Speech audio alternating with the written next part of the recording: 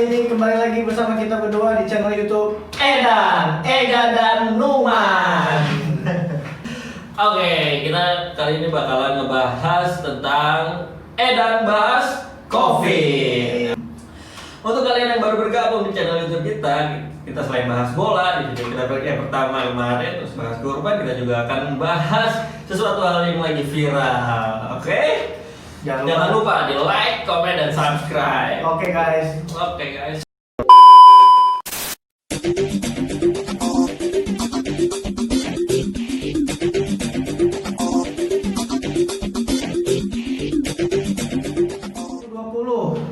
Pastinya membuat seluruh dunia kaget dengan adanya pandemi COVID-19. Itu parah banget sih. Yang dimana sudah ditetapkan oleh pemerintah Indonesia menjadi bencana nasional atau menjadi wabah pandemi yang paling menakutkan belakangan ini, Mas. Apa di seluruh dunia, Bro? Betul.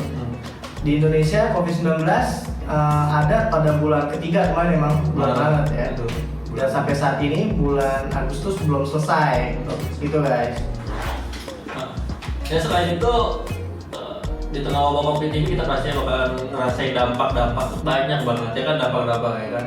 Selain dari ya tentunya dari segi kesehatan sendiri kan, terus ekonomi, terus apalagi pendidikan juga, semuanya hampir semua ini dirasakan karena pandemi ini ya kan. Gimana sih ya untuk pandemi ini menurut gue? Cuma kita kan kali ini lebih membahas ke sisi ekonomi dan humanity-nya nih, Mas. Jadi lebih ke sosial yang berpengaruh ke ekonomi. Kita lebih bahas ke situnya nanti. Tapi kan ini ada dua sisi ya kan. Ada yang bilang ini konspirasi gitu kan. Ini ada yang bilang juga ini beneran ada, cuman nggak semenakutkan itu. Tapi ada juga yang takut beneran karena khususnya biasanya di bagian-bagian apa sih kesehatan, kesehatan gitu. Garda paling depan. Iya, garda paling depan karena mereka yang melihat langsung, yang menangani langsung para pasien-pasien itu. Kalau menurut itu gimana? Kita nih di sini kita jelasin dulu nih kan, kita di sini tidak ini kita cuma ngebahas dari sisi humanity dan ekonomi gitu kan ya. Jadi ya gini mah. Coba kita dari sisi ekonominya dulu nih, Mas. Jadi banyak pabrik atau kantor yang tutup, PT itu kan membuat dampak ekonomi yang sangat gede nih buat masyarakat banyak. Dampaknya apa? PHK lah, ya kan? Dampaknya apa? Tutup, biaya produksi nggak ada, jadi mau tutup, ya PHK. Nah, kalau PHK berarti makin tinggi biaya angka pengangguran di Indonesia. Udah tinggi, makin tinggi. Itu yang berdampak kepada kestabilan ekonomi kita. Masuknya ke humanity apaan? Masyarakat jadi banyak kriminalitas. Karena emang zaman susah, makan susah, apa susah ya kan. Jadi mau pencurian handphone juga ya terakhir tuh ya. Tapi untuk sekolah itu menyentuh banget itu kan. Ini kalian bisa lihat di video kita berikut ini nih ya. Sulitnya hidup di tengah pandemi membuat sebagian orang kemudian terpaksa mencari jalan pintas. Seperti di Garut, Jawa Barat, seorang ayah nekat mencuri telepon genggam untuk kebutuhan anaknya belajar daring. Namun kasusnya kini telah diselesaikan secara kekeluargaan. Seorang bapak nyolong handphone untuk kebutuhan anaknya sekolah online. Itu gimana sih? Mungkin untuk yang keluarga yang mampu gitu kan, nggak masalah. Nah itu nggak masalah mungkin ya, tapi gimana ya ini satu sisi gua tuh nggak terlalu apa ya namanya ya apa gimana nih, jadi di satu sisi gua tuh ya nggak apa-apa kalau menurut gua gitu kan, dia karena dia buat sekolah karena kebutuhan gitu kan. Tapi di satu sisi ya di hukumnya dia salah gitu kan. Cuma kan tapi gimana? Balik lagi ke humanity-nya. Iya, karena kan di Kementerian Pendidikan juga kan sekolah sekarang semuanya online. Gitu, online. Walaupun ya kemarin kita ngeliat di video itu kita lihat ya kan seorang siswa bilang oke, kita yang di Jakarta ini nggak apa-apa ya kan, kita ada sinyal gitu, kita ada kuota ya kan, kita ada ini. Kalau di daerah Nah, itu yang di daerah itu. mungkin awal-awal kita ini sebagai langkah antisipasi penyebaran mungkin COVID-19. Iya. Tapi kok makin lama kok udah berbulan-bulan gitu kan? Kan kita apa nggak ada solusi apa nggak ada solusi lain kok? Kalau menurut lu gimana tuh solusi? Solusinya sekolah harus dimasukin lagi. Kenapa? Mau aja dibuka. Fasilitas layanan publik lain dibuka. Kenapa sekolah itu tutup? Kan bisa sekolah anak-anaknya suruh pakai masker ya kan? Bisa suruh pakai hand sanitizer sebelum masuk. Bisa dengan protokol kesehatan. Tapi lu nyadar gak sih semenjak dilonggarkan ya, dalam tanda kutip ya di sini dalam tanda kutip dilonggarkan kasus penambahan itu makin naik apa enggak sih? Makin naik. Makin naik karena apa mas? Kalau menurut gue ya kan banyaknya rapid test dan swab test untuk izin ini itu pasti pakai tes rapid test.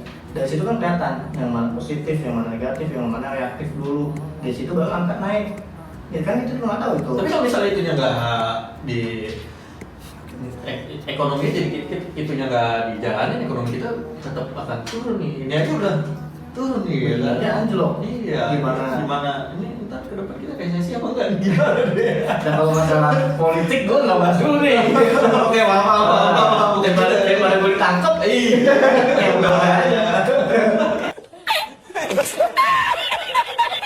Jadi kita bahas ekonomi dan humanity-nya aja nih, sosial. Lebih ke sosialnya aja mas. Dibalik lagi ke sekolah nih. Gimana jadi solusinya? Anak sekolah mesti sekolah sebetulnya. Karena nggak semua daerah atau wilayah itu dapat sinyal, nggak semua daerah itu punya wifi, nggak semua daerah itu masyarakatnya mampu. Dan nggak semua daerah itu terkena COVID sebenarnya. Di pelosok-pelosok yang istilahnya dia nggak bersentuhan langsung, nggak itu ya istilahnya yang udah mereka udah bersih sendiri lah gitu kan. Emang nggak ada itunya. Karena kebijakan sekolah online kan bukan Jakarta doang, dari Sabang sampai Papua sono. Jadi ya kayak bayangin aja kalau di pedalaman orang yang nggak punya listrik, mesti sekolah online itu gimana itu ceritanya? Ya kan atau masyarakat Jadi mesti nyari sinyal gitu kan. Sinyal, mesti Kalau dia beli nyari. kuotanya juga mahal Iya. gitu kan. Ada juga tuh yang jual ayam anjir. jual ayam Beli buat beli HP. Nah, jual itu ayam. bagi teman-teman yang suka giveaway handphone, tolong diperhatikan. Makanya mendingan kasih gitu. Iya, bagi teman-teman yang lebih yang punya yang Iya. rezeki lebih, tolong dikasih yang kayak gitu tuh, yang viral kayak gitu tuh. Kasihan. Iya, benar. Selain itu meningkatkan keviralan kalian ya kan? Iya betul. Itu juga ada sisi unity-nya, sisi gitu. sosial bagus untuk Ntar menolong semuanya pada sesama. jualan ayam akhirnya dari gimana? Kalau jualan ayam berarti ayam murah harganya. Naik ekonomi ya kan? Naik, Wah. bagus kan? Bagus. Jadi bahaya kalau ekonomi sebenarnya di lockdown bahaya, nggak di lockdown juga. Jadi kita tergantung kita aja nih. Kembali lagi ke COVID ini ada apa enggak gitu. COVID ini Tapi kalau menurut gua ya, kalau menurut gua pribadi ya, kalau menurut gimana gua tuh? pribadi nih, tentang COVID. gua udah beberapa kerabat gitu ya, yang kena tuh ada, yang meninggal ada, yang karena komorbid atau penyakit yang bawaan itu ada, tapi yang karena emang dia pure kena terdampak COVID itu katanya juga ada. Itu bahkan tetangganya di kampung gua ya kan, di kampung gua tuh ada juga tetangganya gitu. Jadi kemarin nyokap gua tuh bilang gitu, wah ini kena gitu kan, waduh gitu. Jadi tapi berbahaya banget nggak sih sebetulnya? Karena gua di lingkungan perawat ya kan, jadi gua bener-bener di Cuci otak. gitu. Gue percaya banget ada bahaya gitu. Iya, ada bahaya. Tapi kamu nggak ngeliat dengan mata kepala lu Bahkan gua sendiri udah rapid, gua udah rapid, gua udah swab gitu kan. Hasilnya negatif gitu. Alhamdulillah. Alhamdulillah guys. Soalnya sebelumnya di kantor gue sendiri tuh ada yang kena gitu. Katanya dia di rapid positif, di swab positif gitu. Meninggal. Tapi nggak meninggal sih. Sekarang mau bertanya nih mas, gimana pendapat lo tentang uji vaksin nih? Jadi vaksin dari Cina yang ditetangkan oleh pemerintah Indonesia dan diuji coba, bukan ke pemerintahnya dulu, tapi langsung ke masyarakatnya. Itu gimana tuh menurut lo tuh? Itu politik. Jadi lu jangan mancing-mancing. Maksudnya Untuk humanity-nya itu humanity-nya itu sih jangan sih. bahaya apa enggak? Kalau menurutku jangan lah, ya kan. Kalau bisa ya semuanya ikut. Kalau misalnya pemerintah pemerintahin juga duluan gitu kan, Ya. biar itu ya, biar kan dia juga biar kebal juga dengan Betul. virusnya Ini itu ya kan. Karena Kalau misalnya ini kita kan presiden, anggota dewan, menteri dan sebagainya, dia kan punya tanggung jawab yang gede. Kalau dia sakit lebih bahaya. Jadi kenapa vaksin nggak mereka duluan aja? Kayak presiden Rusia, presiden Filipina, keluarga mereka dulu tuh yang diuji vaksin. Kenapa di Indonesia kok masyarakat dijadi uji coba, bahkan disebut cuma relawan, bahkan cuma dikasih uang 200.000 itu gimana tuh mas? ya buat transport ya. Buat transport gimana buset? Kalau di Rusia tuh dapat jutaan loh. Buat Tapi kan itu kan penelitiannya juga nggak transparan ya. tinggal transparan, kita nggak tahu tuh uji vaksin apa nanti kita diwajibkan benar vaksin dengan misalnya kita mau panjang KTP, panjang STNK, itu mesti ada surat keterangan uji vaksin, atau nanti kita ke depannya manusia dikasih chip. Gimana tuh? Itu di era 5G kan, di era 5G itu gimana tuh? Buset di era 5G, Ya kan? pakai chip ya. Nah, itu politik tingkat dewa. Buset, Jadi itu kita nggak tahu. konspirasi ya. Tapi Yang- kita colek sedikit konspirasi ya kan. Itu konspirasi gimana tuh? Konspirasi. Jangan politik di Indonesia bahaya. Konspirasi aja. Konspirasi aja, konspirasi kan belum tentu benar ya. Belum tentu benar, belum tentu salah. Ini kan katanya Katanya. ini permainan dari Amerika sendiri, katanya gitu kan. Kalau ini gua dapat kata-katanya dari kata-katanya lah. Iya. Pokoknya kalian ya cukup like dan subscribe aja lah gitu kan, sama tonton berkali-kali ya kan. Ya didengerin juga gak apa-apa ya. Apa? Gak masalah. Gak masalah gitu ya kan. Nah, terus habis itu karena untuk nyingkirin Donald Trump lah biar Nggak menang lagi. menang lagi di periode ini gitu. Terus dibuat pandemi ini. dibuat pandemi ini gitu kan. Awalnya kemarin pas habis Hillary Clinton kan dia gagal kan karena Menteri Kesehatan kita respect sama Bu siapa? Siti Fadila. Ibu Siti Fadila dia menggagalkan yang namanya flu burung gitu. Nah. Flu babi apa flu burung gitu. Yang penting flu deh. Ya kita tahunya juga dari Om Ded tuh. Iya, kita juga udah tahu dari YouTube juga di Iya. sosial media. Jadi Iya. kita cuma ngebahas doang ini. Iya, Namanya betul. masyarakat yang nggak tahu apa-apa, kita cuma bahas doang Bahas guys. doang, iya. Jadi nggak ada maksud dan tujuan apa-apa. Ah. Nggak ada di sini, nggak ada pencemaran nama baik, Ah. nggak ada undang-undang ITE mudah-mudahan. Amin. Soalnya mau bahas ginian tuh. Ya sebenarnya kita balik lagi ke konspirasi lagi kan. Iya. Konspirasi bilangnya itu dia itu buat biar Donald Trump gak menang. Intinya Ya, itu. Intinya itu. Hmm. Nah, yang kedua ini Kemenkesnya ya mungkin dia nggak ini nunggu Nur Siti Fadila. Jadi oke. Gitu. Tapi kalau konflik antara Donald Trump dan WHO itu gimana? Masalah apa? Karena WHO itu usahanya partai kan, kalau Donald Trump Demokrat. Kalau ini Republik. WHO usahanya partai publik. Gitu. Tapi kok WHO dekat sama Cina nih saat ini? Gimana tuh? Nah itu dia yang disambung-sambungin WHO dekat sama Cina ya kan. Jadi nanti Donald Trump bisa ngelobi Cina gitu. Jadi yang dimasukin kan sekarang si siapa Joe Biden ya kan pengen dinaikin Iya. Joe Biden kan. Joe Biden bisa kalah lagi periode ini karena semua kartu asnya Joe Biden itu ada di Cina. Gitu. Makanya Donald Trump tempel Xi Jinping. Iya, Oh, gitu. Jadi politiknya itu bahaya jadi tingkat atas. Jadi Tapi gue suka sama si perkataan si Mardigu. Ya, Sebenarnya Bosman. Ya, Bosman itu bilang Indonesia tuh bisa nyalip di tikungan. Hmm. Ini lagi ada konflik perang gitu kan. Betul. Dia juga sering ngomentarin tentang ekonomi Indonesia juga kan. Ekonomi Indonesia bisa naik melesat kalau misalnya Indonesia punya kebijakan-kebijakan yang benar lah istilahnya, tepat untuk langkah-langkahnya gitu.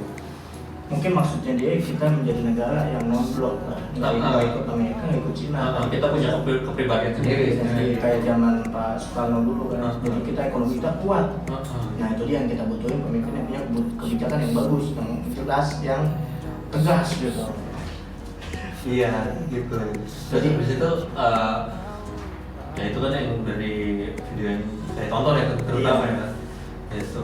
Tapi untuk pastinya gue juga nggak tahu kan di politik tingkat atas kan gua ya cuma masyarakat biasa gitu ya kan. Siapa? Iya, Kan kita cuma komen doang.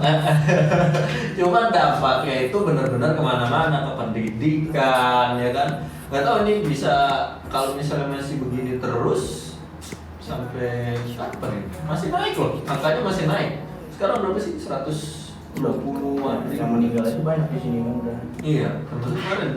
Baru minggu ini tetangga di Padahal di prediksi nggak nyampe 500 sebenarnya, ternyata udah 1000 lebih yang meninggal. awalnya. Karena itu Ternyata ya itulah waktu itu bukan ya, salah sih kalau menurutku. Salah langkah. salah langkah. Salah langkah. Awalnya mungkin Awalnya. kita terlalu Tapi gue respect sama pemerintah yang nggak lockdown. Soalnya kalau mungkin Indonesia lockdown waktu itu, mungkin udah resesi lebih awal. iya udah aja. Tapi saat ini mungkin kan lebih dari 5%. Mungkin saat ini udah resesi kan. Sekarang udah resesi. Nah, Tapi lagi di itu kan dikasih 600.000 kalau nggak salah. Swasta ya kan dikasih 600.000 buat stimulus. itu Buat kan katanya nanti dibalikin lagi ya. kagak tahu. Gila. Aku nggak tahu tuh kalau itu tuh. Nah, so kalau bahas ekonomi yang dimana kita minus 5%, gimana tanggapan? Ekonomi 5%. Itu bisa krisis guys. Mungkin bisa 5%, kemungkinan dolar makin naik, ya kan? Dolar tuh sekarang masih 14.000-an. Gold yang udah naik. Gold yang lagi naik. Orang banyak banget apa tuh namanya memburu gold karena dia paling stabil. Pasar saham anjlok, wah naik turun gitu kan. Yang fotonya hijau ya kan, yang merah hancur gitu kan. Ini ISG aduh ya kan. Tapi sebenarnya Pak Jokowi itu sebagai presiden lebih mementingkan tim ekonominya harus lebih kuat untuk memulihkan ekonomi kita yang kayak gini. Kalau gue baca di yang itu si Mardigu, kita nih ekonomi itu udah lagi war dia bilang. Ya. Jadi ekonomi itu ada 3, ekonomi saat normal, ekonomi saat apa sih satu lagi ekonomi ekspor. Jadi Pak kalau lagi perang itu cara menanganinya tuh beda gitu. Yang digaungkan sama si Mardigu itu adalah nyetak uang justru. Dimana kita kalau misalnya ilmu Money sekarang, printing ya, money iya printing. printing money. Ilmu yang sekarang yang gua juga tahu ya kan, kalau kita nyetak uang terlalu banyak itu bakalan inflasi. Tapi kan kalau pakai metode enggak. Ini pakai metodenya dia tuh kalau nggak salah ya kan, kalau nggak salah itu kita printing money-nya itu berdasarkan proyek gitu. Jadi sesuai kebutuhan. Jadi ya printing money-nya di print kan, uangnya diedarkan berbasis produksi. Karena gue tahu zaman perang dunia kedua juga banyak pemerintah di dunia juga printing money untuk menyelamatkan ekonomi mereka. Iya. Karena kita kan di sini menjelang perang dunia ketiga nih. Oh gitu. Di konflik laut Natuna kan. Nah, Tapi kita- kan yang katanya diserang itu Lebanon malah. Nah itu gua nggak tahu, kan kita lagi bahas COVID. Oh iya. Tapi emang beda ya? Beda. Oh, Kalau beda. kita kan ngebahas yang ada di ibaratnya di depan rumah kita nih. Iya. Depan rumah kita kan Natuna, itu ada konflik. Nah kita kan mesti siap-siap. Itu takutnya jadi perang dunia ketiga, banyak kepentingan di situ. Dan nyambung juga tuh ke COVID. Karena COVID ini menyambung ke berbagai macam masalah yang ada di dunia saat ini, guys. Iya guys, itu gimana tuh guys? Jadi kalian kalau punya komen gitu, tolong di komen di komentar tuh. UKM itu tuh gimana tuh UKM? Nah kalau menurut gua, UMKM. ekonomi Indonesia itu masih kuat karena ada UMKM. Nah seharusnya pemerintah tuh fokus untuk menaikkan UMKM, kayak beli produk lokal. Berarti lebih tepatnya tuh kemarin ya, kalau misalnya ini kan bakalan dikasih katanya kan 600.000 untuk yang gajinya di bawah 5 juta gitu. Jadi kalau menurut lebih tepatnya digelontorkan dananya kepada UMKM gitu. Iya lebih tepatnya kayak gitu karena Tapi kalau misalnya dirancang seperti itu kan kita pengen resesi bilangnya. Terus habis itu kita nggak punya duit berarti. karena kalau UMKM maju nggak mungkin ekonomi kita nggak maju. Karena kalau UMKM maju kita kan lebih mengedepankan ekonomi kerakyatan kayak gula, kita bisa ekspor ke negeri, beras atau apapun. Kalau selama ini kan kita impor terus, itu yang membuat UMKM. Berarti semuanya benar-benar produk-produk dalam negeri gitu. Iya. Itu dia kenapa UMKM kita tumbang dan buat ekonomi kita lesu, daya beli makin jatuh. Ya karena barang semua dari luar negeri semua, barang lokal semua nggak laku, barang Indonesia nggak laku, apapun nggak laku. Kayak ya jadinya petani kita lesu, petani kita makin susah, makin miskin. Sawah bukan punya dia. Jadi dia mau ngapain, dia menjual apa juga nggak laku di pasaran karena pemerintah tidak fokus kepada UMKM-nya.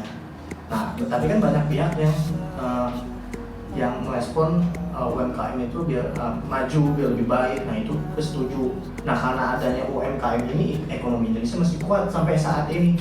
Kayak tukang nasi goreng kayak gitu-gitu tuh kan itu membantu ekonomi kita. Kalau nggak ada tukang kayak gitu, nggak ekonomi kita karena di atas ekonomi kita udah anjlok. Itu yang membuat masyarakat tuh makin susah. Zaman di PHK-in, dipecat-pecatin, banyak yang cari kerja susah, ya kan? Yang lulus kuliah nggak bisa cari kerja, fresh graduate, ya makin banyak dong tingkat pengangguran. Tapi beberapa industri justru naik, coy. Beberapa industri ini kayak multimedia gitu kan. Itu bagus tuh. Jadi banyak yang diperluin tuh sekarang buat buat graduation gitu kan. Terus buat kemarin kalau lihat tuh di TV itu buat ini lagi Zoom gitu kan. Gitu-gitu itu banyak tuh. Perusahaan-perusahaan startup juga naik kayak apa? Tapi yang emang udah gede itu dia banyak yang naik karena di zaman pandemi gini orang kan belinya online dan jasa ekspedisi itu jasa ekspedisi juga bagus tuh. Beberapa jasa ekspedisi mereka nggak mati di saat pandemi kayak gini. Jadi ada yang naik, ada yang turun gitu. Tapi seleksi alam gitu seleksi alam. Nah, bagi kita aja sebagai masyarakat gimana untuk menilai ini semua. Kita mau ngambil ke jalan yang mana gitu kan. Kita menjadi kreatif atau dengan kita mulai menanam untuk saat ini, ya kan kita punya lahan atau join sama teman yang punya lahan, kita nanam atau nanam buah atau tanam sayur yang bisa dikelola oleh pribumi kita. Jadi kita bantu petani, kita bantu Pak, tolong kelola lahan saya, nanti kita bayar, kan itu lebih bagus. Bisa kita nanam kopi atau nanam harusnya pada saat seperti ini Indonesia harusnya justru gotong royongnya ditingkatkan gitu kan, saling bantu ya kan, jangan malah yang satu bilang ada covid, yang satu bilang nggak ada covid gitu kan, kayak gitu kan. Soalnya kalau gue pribadi sendiri gue bilang ada tapi nggak ada. Iya, gue nggak ada tapi nggak ada yang meninggal gitu kan, yang meninggal gue kenal gitu kan. Terus apa tuh pas riwayatnya gue lihat ya beneran kan paru-parunya putih semua. Ini banyak rokok kali itu ngudut. Kalau banyakan ngudut itu hitam, paru-parunya hitam, bolong-bolong ini putih. Nah itu kenapa tuh? Aduh gitu kan, kayak katanya keren bener gitu. Nah, Tapi emang banyaknya sih gitu. terus kalau yang tuduhan nih mah, yang rumah sakit jadi bisnis covid ini gimana tanggapan? Tanggapan aja. Tanggapan gue sih parah banget itu. Kenapa tuh? Itu parah ya. Yang parah apanya tuh? Ya kan kalau kita ngomongin dari sisi kemanusiaan gitu kan, mosok kita pengen berobat, ini tes rapid dulu ya gitu. Sekian gitu. Terus yang nungguin? Iya, yang nungguin rapid juga ya, sekian gitu. Itu jadi Emang mungkin protokolnya begitu ya kan. Tapi kan nggak semua masyarakat mampu bayar gitu loh. Nah itu dia. Yang gue tahu BPJS juga nggak nge-cover gitu kan, yang gue tahu. Gitu. Enggak. Kemarin adik gue sakit nggak cover tuh rapid test. Lumayan kan rapid test, biaya rapid test itu belum kalau dia rapid dia di swab test. Swab test itu berapa 7,5 kalau nggak salah. Nah itu yang kita mungkin masyarakatnya lain, kok jadi bisnis ya? Kita kan nggak semua, kita kan padahal kan harusnya kesehatan ditanggung oleh pemerintah. Betul. Apalagi rapid test itu mestinya ya gratis lah, karena masuknya ke BPJS misalkan masyarakat yang menengah ke bawah gitu. Ini kan Itu yang meninggal juga karena yang di kampung juga kan dia jualan di pasar. Waduh, berarti kan orang pasar tuh banyak. Gimana tuh kan? Nah, iya. Aduh gitu. Tapi ya gimana, kembali lagi guys. Di sini kita bukannya gimana ya, kita juga bukan pakar, kita bukan ahli kan, kita cuma komen ya kan dari sisi masyarakat gitu kan. Tapi emang tetap sih perlu, menurut gua tetap perlu protokol kesehatan, pakai masker, cuci tangan itu sih tetap perlu kalau menurut gua. Social distancing gitu kan, karena kita nggak tahu kan. Nggak tahu kita mau masalah kalau penyakitnya apa gitu. Iya kan. Jangan kan penyakit. Nah kalau yang pakai itu termometer tembak tuh gimana tuh kan, Itu beritanya ada kalau tembak di kepala jeder bikin bego. iya bikin edan gitu. Bikin edan gitu. Nah Nah itu gue nggak tahu ya kalau itu tuh gue nggak tahu sama sekali. Gimana tuh ceritanya? Katanya dia tembok di infrared, cuy gitu kan. Hilang malah lu. Sebetulnya kalau sih di kepala ya, karena dia kan untuk suhu tubuh, dia di kulit dimanapun bisa. Soalnya kalau buat tahu itu termometer bisa. Oke, Gitu. Gue juga baru tahu termo yang buat di kepala nih zaman covid tuh. Iya, gitu. Zaman covid gue nggak tahu ada termo gitu kan. Iya, sama. Terus gimana ya mas, kalau awal-awal pandemi COVID-19 di Indonesia ini kan rame nih, kayak langkanya masker, gimana tuh? Ya alhamdulillah sekarang udah enggak lah gitu kan, itu bahaya banget itu sih. Tiba-tiba masker hilang di peredaran masyarakat, harganya melambung tinggi, terus abis itu untuk masker bedah kan, dokter-dokter pada langsung banyak yang kena kan tuh, langsung pada meninggal kan. Nyata gitu. Ini berarti kemajuan juga di dunia farmasi apa gimana? Ya, mungkin kalau di dunia bisnis farmasi maju, ya vitamin C aja mahal saat ini, buat bahan yang lain, masker segala macam. Mungkin farmasi lagi naik nih di bisnis ini mungkin ya. Maka kita kembali lagi ini sebenarnya apa nih, apa dan bagaimana, siapa gitu kan? Kita nggak tahu ya guys.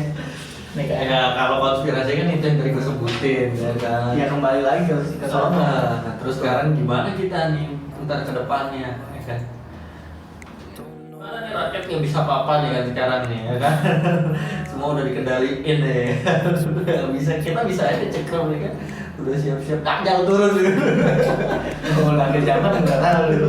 Tanda-tandanya nggak ada semua tuh kayak. Iya kan? Banyak virus di akhir dunia ada semua. Kan? Nah tapi gimana tuh kalau yang kayak sebelum tahun 2020 yang orang udah prediksi bakal tahun 2020 bakal ada pandemi yang panjang dan bakal ngebunuh ribuan orang, itu gimana? Berarti apa udah settingan apa gimana? Oh itu yang kata Bill Gates itu. Bill Gates dan kawan-kawan. Itu gimana tuh? Videonya tuh yang begitu. Nah, begitu dia menyatakan itu. Tapi vaksinnya baru dibuat ternyata kan.